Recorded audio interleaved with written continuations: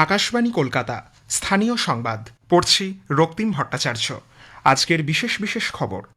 চূড়ান্ত ভোটার তালিকা যথাসম্ভব ত্রুটিহীন করতে এনুমারেশন ফর্মের যাবতীয় তথ্য একাধিক প্রযুক্তির সাহায্যে খতিয়ে দেখা হচ্ছে বলে নির্বাচন কমিশন জানিয়েছে।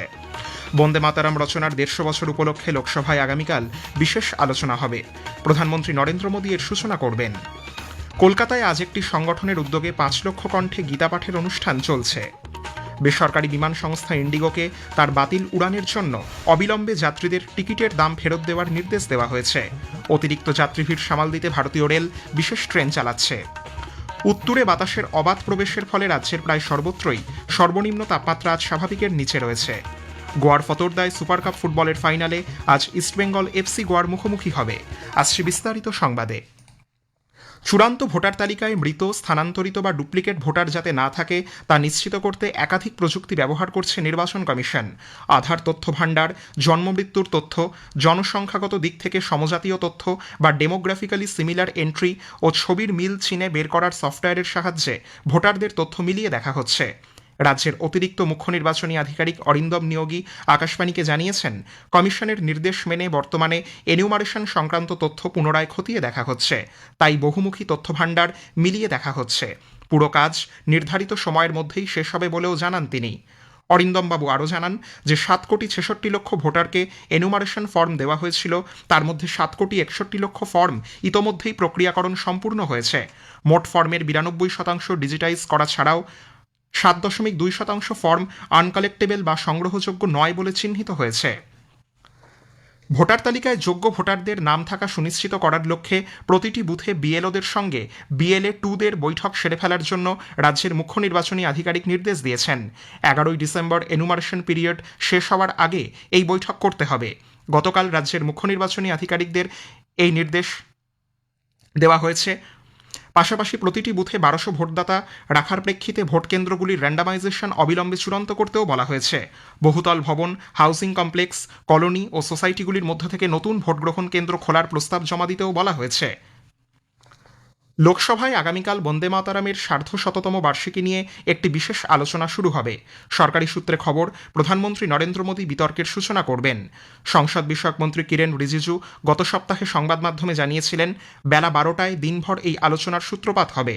লোকসভার অধ্যক্ষ ওম বিড়লার পৌরোহিত্যে সর্বদলীয় বৈঠকে এও স্থির হয়েছিল 8ই ডিসেম্বর বন্দে মাতারাম নিয়ে আলোচনা হবে।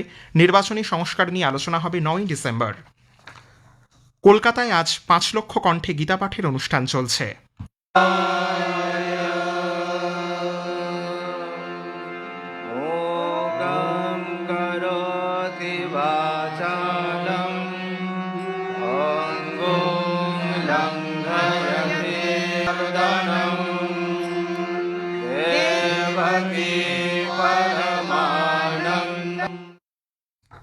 সনাতন সংস্কৃতি সংসদের উদ্যোগে ব্রিগেড প্যারেড গ্রাউন্ডে প্রদীপ প্রজ্বলনের মধ্যে দিয়ে মূল অনুষ্ঠানের সূচনা হয়।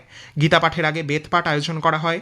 এরপর ধর্মীয় ভক্তিগীতি, শোভাযাত্রার পর মঞ্চে ভগবদ্গীতা প্রতিষ্ঠা ও আরতি করা হয়। সাধু সন্তদের প্রবচনের পর গীতাপাঠ শুরু হয়। প্রথম, নবম ও শেষ তথা অষ্টাদশ অধ্যায় সমবেত কণ্ঠে পাঠ করা হচ্ছে আজকের অনুষ্ঠানে। এই উপলক্ষে 3টি মঞ্চ গড়ে তোলা হয়েছে।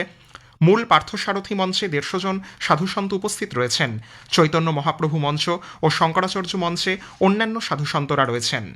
কেন্দ্রীয় প্রতিমন্ত্রী সুকান্ত মজুমদার, বিরোধী দলনেতা শুভেন্দু অধিকারী সহ বিজেপির রাজ্য নেতৃত্ব অনুষ্ঠানে উপস্থিত আছেন। আজ সশস্ত্র বাহিনীর পতাকা দিবস। 1949 সালের 7ই ডিসেম্বর থেকে এই দিনটিকে সৈনিকদের বীরত্বের প্রতি শ্রদ্ধা জানানোর জন্য পালন করা হয়ে থাকে। সশস্ত্র বাহিনীর পতাকা দিবস উপলক্ষে উপরাষ্ট্রপতি সিপি রাধাকৃষ্ণন আজ সশস্ত্র বাহিনী পতাকা দিবস তহবিলে তার 1 মাসের পুরো বেতন দান করেছেন।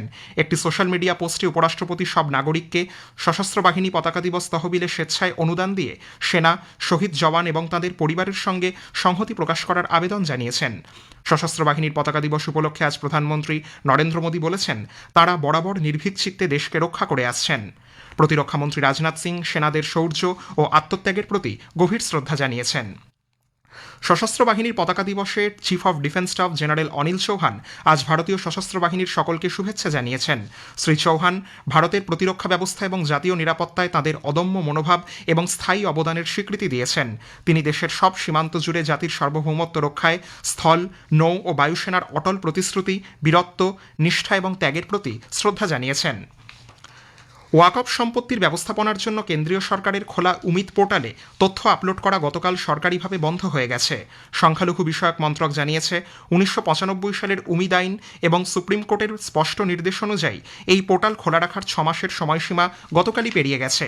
মন্ত্রক আরও জানিয়েছে 5 লক্ষের বেশি ওয়াকফ সম্পত্তির নাম পোর্টালে এসেছে, অন্যদিকে 2 লক্ষেরও বেশি সম্পত্তি অনুমোদিত হয়েছে।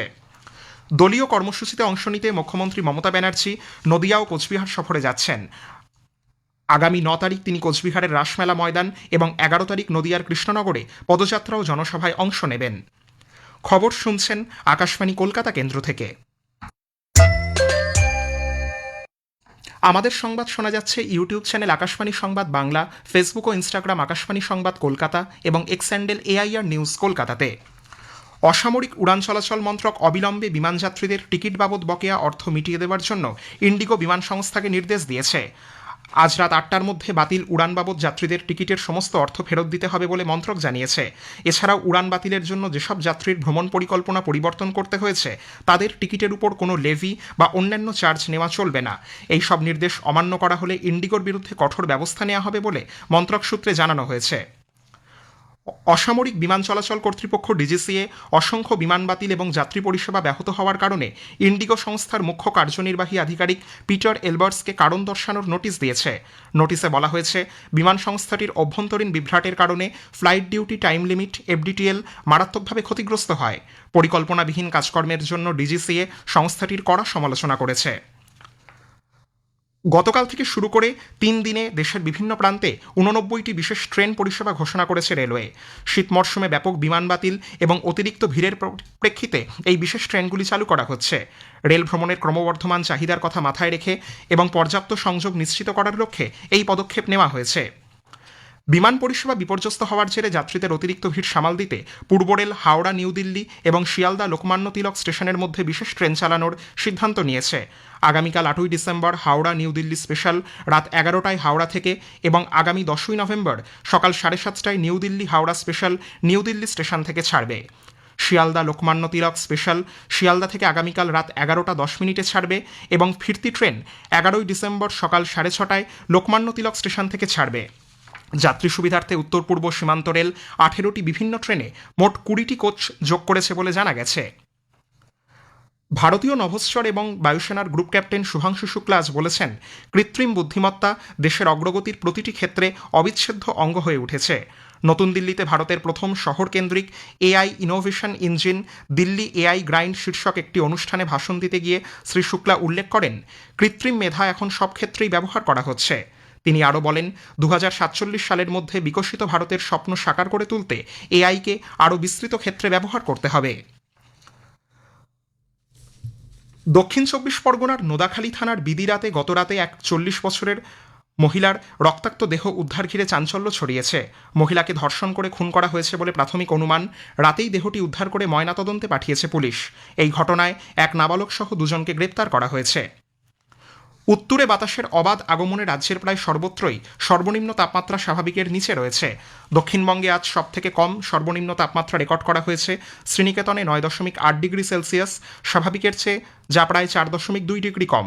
উত্তরবঙ্গের আলিপুরদুয়ারে সর্বনিম্ন তাপমাত্রা রেকর্ড করা হয় 11 ডিগ্রি সেলসিয়াস। এছাড়া দার্জিলিং পাহাড়ি এলাকায় তাপমাত্রা ছিল 5 ডিগ্রি সেলসিয়াস। আগামী এক সপ্তাহে তাপমাত্রা বিশেষ হেরফের হবে না বলে আলিপুর আবহাওয়া দপ্তর জানিয়েছে। আগামী 2 দিন উত্তরবঙ্গের প্রায় সব জেলাতেই সকালের দিকে হালকা থেকে মাঝারি কুয়াশার সম্ভাবনা রয়েছে। গোয়ার ফতোরদা স্টেডিয়ামে সুপার কাপ ফুটবলের ফাইনালে আজ ইস্টবেঙ্গল FC গোয়ার মুখোমুখি হবে। খেলা শুরু হবে সন্ধ্যা 7:30টায়। 2024 সালের চ্যাম্পিয়ন ইস্টবেঙ্গল এই নিয়ে তৃতীয়বার সুপার কাপের ফাইনালে উঠেছে। অন্যদিকে গতবারের চ্যাম্পিয়ন গোয়াও তৃতীয়বারের জন্য ফাইনাল খেলছে। শেষ করার আগে স্থানীয় সংবাদের বিশেষ কিছু অংশ আরও একবার। চূড়ান্ত ভোটার তালিকা যথাসম্ভব ত্রুটিহীন করতে এনুমারেশন ফর্মের যাবতীয় তথ্য একাধিক প্রযুক্তির সাহায্যে খতিয়ে দেখা হচ্ছে বলে নির্বাচন কমিশন জানিয়েছে। বন্দে মাতারাম রচনার 150 বছর উপলক্ষে লোকসভায় আগামীকাল বিশেষ আলোচনা হবে। প্রধানমন্ত্রী নরেন্দ্র মোদী এর সূচনা করবেন। কলকাতায় আজ একটি সংগঠনের উদ্যোগে 5 লক্ষ কণ্ঠে গীতা পাঠের অনুষ্ঠান চলছে। স্থানীয় সংবাদ শেষ হলো। এর পরের খবর বিকেল 5টা বেজে 10 মিনিটে।